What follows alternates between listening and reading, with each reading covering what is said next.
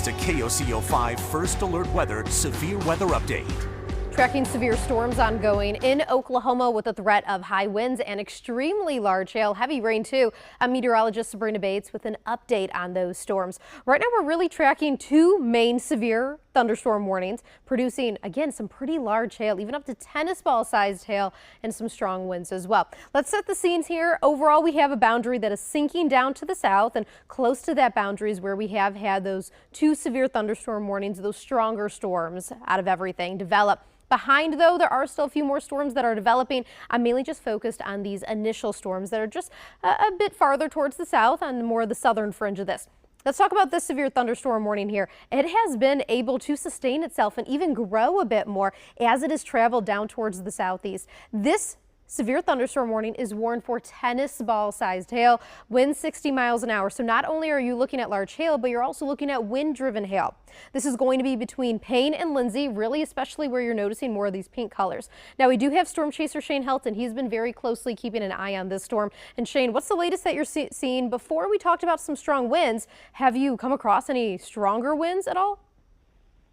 Well, we have not come across any stronger winds. However, I do know that Lindsay is getting hit pretty hard right now with some really heavy rain.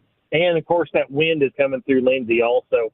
Now, right here and just right in front of me, if you are watching it real closely, you'll be able to see that there is some amazingly looking clouds that just right in front of the storm. And these clouds are just really have a lot of motion in them. And some people might not understand what these clouds are because we was talking to law enforcement and they were already getting false reports from people who thought they were storm chasers that were calling in crazy things that isn't even existing out here. But we are seeing some really neat looking clouds. So if you are in the area, you might see some really cool stuff, but you definitely need to be ready for that high wind, some hail, and extremely heavy rain. Sabrina, back to you. Thanks, Shane. We appreciate you being out. Yes, those storms definitely for everyone at home. You can just see how ominous they look. But like Shane was saying, we're mainly focused on that high wind threat, large hail, heavy rain, a three punch here as the storm is going to be approaching I-35. Zooming in just a bit closer here for where the strongest winds are. We're also looking a bit back towards Bradley, Alec, but especially going to be on the north side of Lindsay, really traveling down Highway 19 towards Maysville and I-35.